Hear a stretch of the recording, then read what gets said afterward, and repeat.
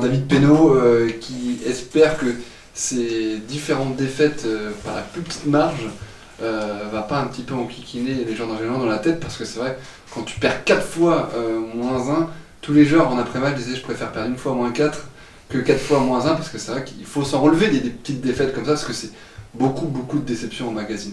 Non mais ça fait mal bien sûr, mais je pense que par exemple pour Ilia, les 2 saisons étaient tellement galères, les 2 saisons passées, que cette année, même en perdant d'un but, finalement c'est pas trop grave. Et ça fait pas de points, ça fait pas de points. Ça c'est clair. Par contre, malgré tout, je peux vous dire, aujourd'hui je suis un vrai optimiste. Vu qu'est-ce qui s'est passé 2 dernières années, sur le plan de jeu, sur tout ça, on perdait même l'année dernière, même il y a 2 ans, on perdait aussi des matchs d'un but, mais j'étais pas assez optimiste comme cette année. Pourquoi? Parce que tout le monde qui connaît un peu handball, il va voir que malgré tout, malgré les blessés, les absents et tout ça, on produit du jeu. Il l'a dit, Thierry Anctil, l'entraîneur. Exactement, voilà. Exactement. Si vous regardez. Exactement, on a joué 3e Dijon chez eux, on perdait d'un but. Là, on a joué 2e chez nous, on perdait d'un but. C'est-à-dire qu'on est. On est bien, on est en place, et il nous manque des petites choses qui font la différence. Mais moi je suis optimiste, vu notre calendrier sur les débuts de match retour, où sur les 4 premiers matchs on reçoit 3 fois. Là il faut qu'on est au top, qu'on est en place, et si on réussit à faire un bon début de championnat sur la phase retour, je pense qu'on peut vivre une saison tranquille derrière, et même faire un bon maintien. Justement, avec un match retour, le premier match en janvier face à Massy, ça sera un match très important. En tout cas, la 13e journée de la phase aller, qui sonnait donc la trêve hivernale. Angers-Noyant perd son terrain face à Aix-en-Provence, on vous l'a expliqué en long, en large, en travers, 29-30. Besançon l'emporte face à Ponto, Mulhouse l'emporte face à Vernon, Nancy, Chartres, c'est du match nul. Saintes l'emporte face à Nanterre, Massy perd son terrain face à Dijon, et enfin le carton de la soirée, signé Agon Marlin, Sémunan en Auxois se tape le leader. Billière, c'est la première défaite du leader incontesté et incontestable de cette Pro D2, Billière, qui perd face à Sémunan en Auxois, 37-32, et comme l'a dit David Penaud, Romain, il a hâte d'être en janvier pour faire ce premier match face à Massy. Massy, c'est tout simplement la lanterne rouge, et si Angers-Noyant bat Massy lors de janvier 2012, Angers-Noyant met la tête sous l'eau à l'équipe de Massy. Bien sûr, mais il n'y a pas que Massy, il faudra en mettre deux derrière. Le prochain match est Massy. Forcément, ça sera un match capital pour Angers-Noyant. Après, moi je suis comme Ilien, je suis pas inquiet. Voilà, je pense qu'il y a de l'envie, il y a du jeu. Ce qui manque, c'est cohérent cette année. Voilà, il y a du jeu, il y a des jeunes qui vont progresser, parce que l'effectif angevin est quand même jeune. Après, le problème, c'est évidemment le manque de rotation, mais ça, on va pas en reparler. C'est vrai que ça va être difficile quand même. Il y a des joueurs qui reviennent, Baran, Skander Bouchkara. Et Bouchta aussi, on attaque, parce que Bouchta, on a qu'un demi-Bouchta, on dirait, parce que Bouchta, c'est un très très bon attaquant aussi. Bouchta, c'est un joueur qui a largement son niveau en D1, qui nous a fait beaucoup de bien, et puis après sa blessure, on a vu que vous avez vu par exemple sur match contre Aix, leur entraîneur il a préparé une défense où il a pris en strict Julien Delabrotèche, où il a défendu très très haut sur Borko Nikolic. Il a pris des shoots compliqués. Exactement, parce que c'est sur le tir de loin, il faut prendre des fois la responsabilité, quand il y a bras levé et tout ça. Et puis il a laissé notre côté gauche jouer, vu qu'il n'y a pas. Mais je pense qu'il ne joue pas le même jeu s'il y avait Lucas Bouchta sur le côté gauche en attaque. Fred, tu as vu les 3 saisons de Ilija Kominovic depuis qu'il est en Angers-Noyant. C'est incontestablement la saison actuelle où Ilija Kominovic fait sa plus belle saison. Oui, c'est sa plus belle saison, mais on en parlait hors antenne, c'est aussi parce qu'il a du monde devant lui, il a une défense, et forcément c'est plus facile quand quand tu as une défense qui peut arrêter les ballons, entre guillemets, arrêter les attaques, les autres saisons où c'était des contre-attaques et voilà, tu te retrouves tout seul face aux attaquants, t'as pas de défense pour t'aider, donc c'est plus difficile de sortir 20 arrêts quand t'as 50-60 frappes dans le match. Forcément, c'est sa meilleure saison, mais comme il dit lui-même, c'est parce qu'il est aidé devant lui et voilà, je pense que ceci explique cela. Bah, bien sûr, un gardien de handball, il ne peut pas être vraiment bon s'il n'y a pas une bonne défense devant lui. Je dis souvent, les bonnes défenses, ils font les bons gardiens. Parce qu'un gardien, il peut faire quelques exploits, si on dit arrêter des pénaltys, des contre-attaques, mais pendant un match, s'il n'y a pas de défense, comme tu disais, il ne peut pas faire grand-chose.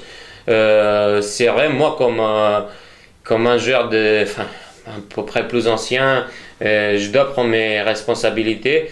Par exemple, même si en deuxième mi-temps on n'a pas très bien défendu, moi il fallait que je sorte quelques ballons en plus, même si on n'était pas en place défensivement.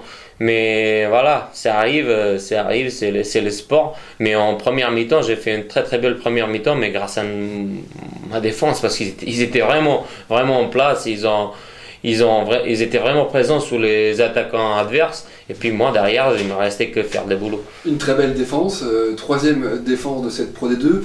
Le système offensif est en train de se mettre en place. On voit vraiment un jeu qui monte crescendo. Fred, tu pourras le confirmer, hein, avec des belles remontées de balles. Et beaucoup moins de shoots casse-croûte pris par certains joueurs. Ouais, des belles attaques placées avec le tandem Klimek et puis Julien de la Bretèche à la main. Donc on voit des attaques placées. Il reste encore beaucoup de travail pour Yohann Odaric qui est clairement en manque de confiance devant le but. Bah, en défense, il est irréprochable. Iliad le disait, troisième défense, voilà, c'est grâce à lui. En attaque, c'est vrai qu'il a un peu plus de difficultés, mais bon, il sort de 2 saisons plus ou moins blanches, donc faut qu'il se remette dans le bain, faut qu'il reprenne goût au jeu, qu'il reprenne des minutes de temps de jeu, et voilà, et ça ira mieux, je pense, en deuxième phase pour les matchs retour. Allez, maintenant on va faire un petit focus sur la carrière de Ilija Komjunović avec Romain. Donc il a connu 3 clubs, Ilija Komjunović, le club de Samo en Serbie, où il a connu la première division et la deuxième division, Gonfreville, la N1, et Besançon de la D2. Il manque qu'une division, c'est la LH. Et justement, on se demande pourquoi. Parce que c'est bizarre qu'Ilija Komjunović, qui finalement a été le meilleur dans ces 3 dernières années, je crois qu'à Angers-Noyon, il y a un joueur. Il a été le meilleur, mais il n'a pas connu le meilleur. Pas forcément, mais en tout cas, voilà, c'est ça le problème. C'est pourquoi pas l'élite finalement du handball, Ilija. Est-ce qu'il y a un moment entre nous, tu as regretté de t'être engagé en Angers-Noyon ces 2 dernières saisons? Parce que c'est les saisons les plus noires de ta carrière. Bah, si je regarde collectivement, oui. Mais moi, personnellement, même la saison dernière, je me suis sorti quand même sur certains matchs. J'ai fini ma saison avec presque 300 arrêts aussi. L'année d'avant, j'étais dans les 5 gardiens. Voilà, sous la fin de l'année, il y a une vote pour le meilleur gardien, meilleur joueur. Moi, j'étais élu dans les 5 meilleurs gardiens. Après, voilà, mais quand il n'y a pas de résultat d'équipe derrière, ça ne suit pas trop. Moi, j'étais, quand je disais, dans les top 5 gardiens, et nous, on est descendu quand même. Et puis c'est sûr que ça ne sera pas moi qui va être choisi. Même si tu fais des bons matchs, souvent c'est tout le monde regarde quand même les résultats de ton équipe. Et puis moi j'espère que c'est pas parce que je veux changer et tout ça. C'est franchement maintenant j'en ai marre de faire des bons matchs et que nous on descend chaque année. Moi j'espère que cette année va aller deux ensemble, on dirait. Les playoffs, ça va être compliqué quand même. Bah, ça va être compliqué, c'est sûr, mais on parle de notre deuxième place, on n'est qu'un point de premier relégable et tout, mais si vous regardez le classement, le 6e et 5e, ils sont 3 victoires, je pense, que 3 victoires, 6-7 points. 6 points, ça fait 3 victoires, ça se fait, tu fais une petite série de 3 victoires de suite, et puis voilà, t'es quasiment derrière, juste derrière. Tout est possible encore. Non, je dis, nous, on vise pas les playoffs, d'abord le maintien, et après, on verra derrière. Et Ilia, ta carrière est d'autant plus méritante parce que tu es arrivé finalement un petit peu sur le tard en France. Tu avais 25 ans, tu as quitté la Serbie, tu es arrivé à Gonfreville, Besançon. Pas trop tard pour un gardien de but, parce que gardien de but, il peut durer quand même plus longtemps. Tu as pas dit, après le club de Chamot à Rangeros, j'ai joué pour l'Étoile Rouge de Belgrade. Étoile Rouge de Belgrade. Ouais, parce que c'est quand même connu, même en France. Tout à fait. Et derrière, je suis venu en France, en Gonfreville. J'ai fait 2 saisons en Gonfreville. Derrière, j'ai voulu augmenter mon niveau. Je suis allé à Besançon, c'était la D2. Puis finalement, après, j'ai signé à Angers. Qui m'a proposé un bon projet et tout ça en D2. Pourquoi avoir quitté la Serbie Parce qu'en Serbie, après toutes les années de galères, on dirait, les années 90, c'était vraiment difficile à vivre. Oui, c'était vraiment difficile à vivre. C'est vraiment difficile à vivre si tu si tu es un sportif professionnel, si tu veux faire que du sport, c'était vraiment difficile à vivre au niveau des salaires et tout ça. Et moi, j'ai voulu goûter une vraie vie professionnelle ou quoi. Et puis voilà, un jour j'ai une proposition de venir en France. C'était quand même 3e division. Moi, j'ai joué en l'Étoile Rouge de Belgrade. Je me suis dit, quand même 3e division. L'Étoile Rouge de Belgrade qui est toujours. Ils sont joués. L'équipe a joué la Ligue des Champions, mais c'était vraiment. Moi, je suis arrivé au mois de décembre là. Et c'était une équipe qui a joué pour le titre. Du coup, se retrouver en 3e division. Mais moi, je me suis dit, après, tout est à moi. Si je suis bon, je vais progresser, je vais aller plus haut. Puis voilà, qu'est-ce qui s'est passé derrière? Un petit seul regret, comme vous avez dit, c'est la LNH. Je ne l'ai jamais goûté, mais voilà. Fred, pour conclure, sur Ilia Komnenović, le plus serbe des Angevins, et le plus français des Serbes, ou serbe des Français, comme tu veux. Ouais, et puis le capitaine de cette équipe d'Angers-Noyant par son expérience, par ce qu'il a pu goûter depuis quelques années à Angers-Noyant. Il a goûté hélas aux saisons galères, donc je pense que ça peut apporter de l'expérience aux jeunes qui sont là et qui veulent progresser, et je pense que c'est ce qu'il fait très bien dans le vestiaire, et c'est un homme important du vestiaire d'Angers-Noyant. Voilà. Ouais, il faut le patron. Il faut dire que je suis capitaine actuellement parce que Michel Baran est blessé, mais c'est Michel Baran qui est capitaine de l'équipe. Ça, il faut être quand même clair et net. Je suis son remplaçant. Pas trop déçu justement d'être... parce que finalement c'est Michel Baran qui est vraiment le capitaine de cette équipe. Et on a le sentiment, nous en tout cas, au point de vue de l'équipe du lundi, que finalement le rôle du capitaine c'est plus vous qui le tenez que Michel Baran. Moi, franchement, je peux pas regarder ça parce que moi, je suis sur le terrain. Ça, vous pouvez voir sur le côté, vous pouvez voir peut-être comme ça. Les autres, ils vont peut-être voir autrement. C'était le choix de David. Moi, je le respecte son problème. Michel, c'est un joueur plus expérimenté. Puis voilà, après, c'est à vous de voir, les autres. Si vous voyez comme ça, merci. Mais moi, je pense quand je suis capitaine ou pas capitaine, je change pas beaucoup. J'essaye de faire la même chose dans le vestiaire. Comme je disais, un des plus anciens dans le vestiaire, j'essaye de un peu motiver l'équipe quand ça va mal, de dire les choses aux jeunes comme il faut. Et puis voilà, j'espère que je le fais, même si j'ai brassard ou pas, je fais quasiment la même chose.